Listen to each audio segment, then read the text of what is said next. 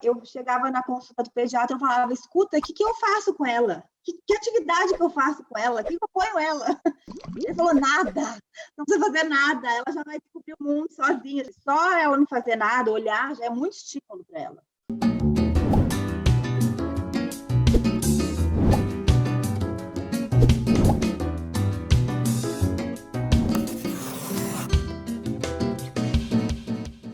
No comecinho, os primeiros 3 meses, eu não gostava de nenhum brinquedo que acendia luz ou piscava muito, assim, achava meio demais, assim, para ele. Falei, nossa, é muito pequeno, não tá nem enxergando direito ainda, né? E aí vou já encher de luz e coisa piscando e gritando, bichinho falando muito alto, então...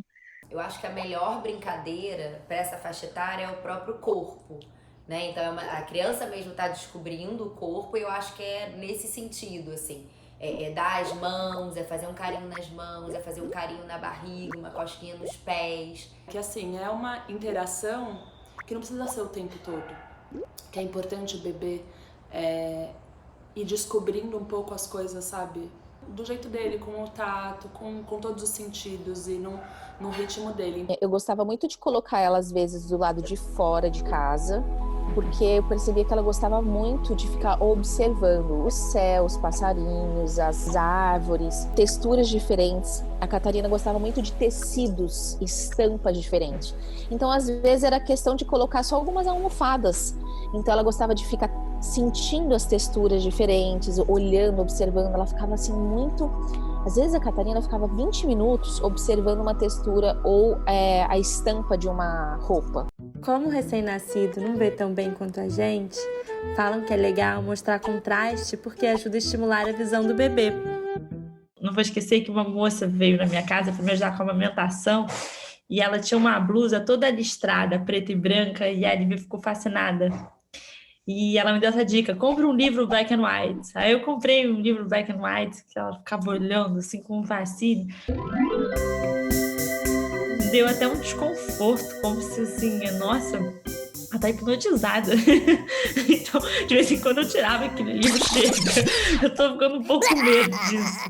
Até ela conseguir sentar, eu passava grande parte na cama, e aí ela ficava alternando entre ficar de bruços, ou ficar sentadinha com apoio, ou ficar olhando para cima.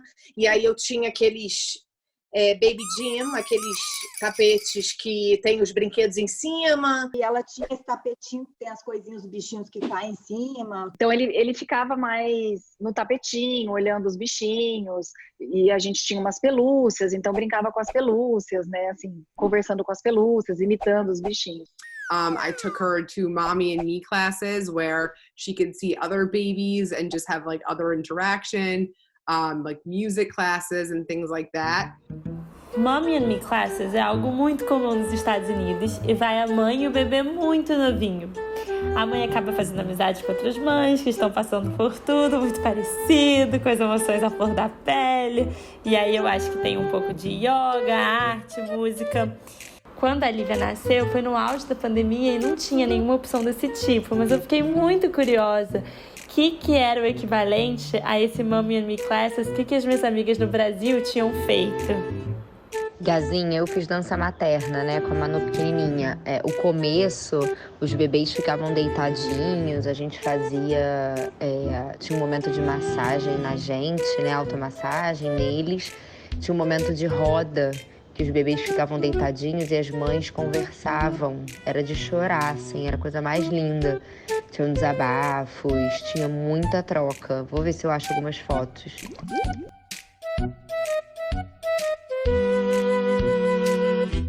Eu estava morando em São Paulo logo que ele nasceu, e lá tem um lugar muito legal que é dentro da Livraria Cultura, que se chama Educa Cuca. É para bebês de 3 meses, acho que até 2 anos. Nem acho que precise disso tudo, tá? Que deixe claro que eu acho que as mães sabem super o que fazer em casa, mas para mim foi válido. Então, cada semana elas faziam um estímulo diferente.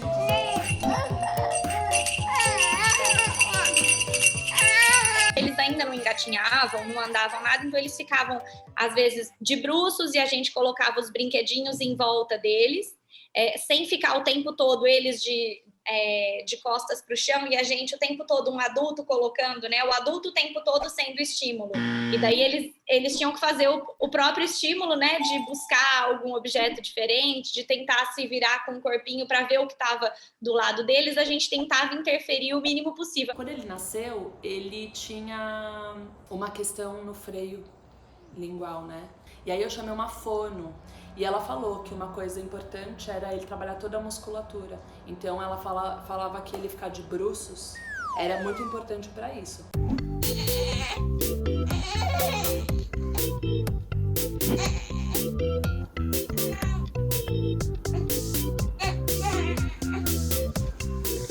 O pediatra que me recomendou fazer o tummy time, eu morria de dó, assim, no começo, porque ela chorava. O meu pediatra, inclusive, falou, tem que deixar, quanto mais tempo de barriga pra baixo, melhor. Então, eu fazia. Deixava chorar um pouco, aí tirava, botava de novo. Normalmente, antes de mamar, porque se eu botasse logo depois de mamar, elas gofavam, né? No início, quando muito recém-nascida, até dava a impressão que ela tava com dificuldade de respirar, e a gente falava, mas é isso mesmo e tal.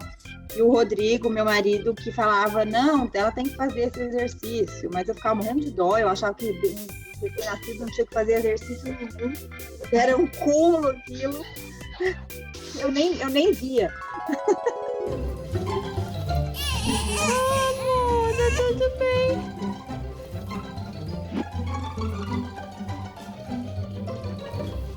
Isso, na verdade, foi outra mãe que me deu essa dica. Que era uma almofada com água e tem uns peixes. E aí, os peixes, à medida que você vai apertando, né, os peixes vão como se estivessem flutuando, né? E eu colocava e o Lior durava, assim, muito mais tempo no tummy time e ele ficava muito bem. A gente pode começar muito cedo e às vezes a gente não pensa nisso, porque um bebezinho, você quer ficar no colo ou no berço, né? Beautiful. Handsome baby. Where's my baby bear? Where is he? Desde que o Pedro nasceu, a gente fala as duas línguas, então o inglês e o português. E agora com a Sofia é a mesma coisa, desde que nasceu. Criança tem mais facilidade, né, de aprender duas línguas ao mesmo tempo. Eu li bastante sobre, né, e eu vi que a partir de 6 meses a criança já consegue identificar que o pai e a mãe falam línguas diferentes. A coisa que eu acho que eu sempre fiz muito é conversar com ele sobre tudo, tentando explicar sempre o que eu tô fazendo, né, nas brincadeiras, mostrando os bichinhos e falando os nomes dos bichinhos, imitando os bichinhos, ou vou trocar a roupa dele e explico o que eu tô fazendo. Uma coisa que eu faço até hoje, eu vou colocar o bodyzinho na cabeça dele, eu peço licença, dá licença, mamãe, vai pôr o body vai passar a roupinha na sua cabeça. Com o Mateu, eu já estava no interior, não tinha nada disso, foi mais no instinto, e eu também já tinha outro bebê. Já tinha outra criança em casa, então, na verdade, o estímulo foi observar o que o irmão mais velho faz, não dar a mínima bola para nenhum brinquedo de bebê e só querer as atividades, os brinquedos e os movimentos que o mais velho fazia. A Valentina teve menos brincadeira dedicada para ela. Era muito mais, tipo, observar a Sofia e ficar no meu colo, absorvendo o ambiente da Sofia. A Sofia ficava já na frente dela fazendo o meu papel de entreter e falar e cantar. Quando a Lívia tinha uns 4 meses, eu achava muito perrengue sair de casa. Perrengue sair de casa com um bebê tão novinho? Bom, primeiro era a época de pandemia. Pico de pandemia. Então, álcool gel e máscara sempre. Depois tinha que levar um monte de coisa. Eu nem lembro mais tudo agora. Era fralda, lenço úmido, decitim, trocador, paninho, roupa extra, mamadeira, fórmula, filtro, chupeta, babador e um monte de coisa que eu nem lembro mais. Então eu programava pra sair, mas ficar um ciclo inteiro dela. Que era mamar, ela ficar acordada um pouquinho e depois dormia.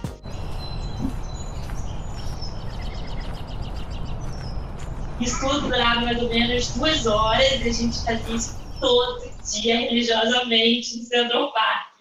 Aí levava para passear de carrinho, para ela ver a natureza. E aí, fora isso, ficando em casa, eu colocava ela no tapetinho. Só isso que eu fazia. Tá ótimo, não, amei.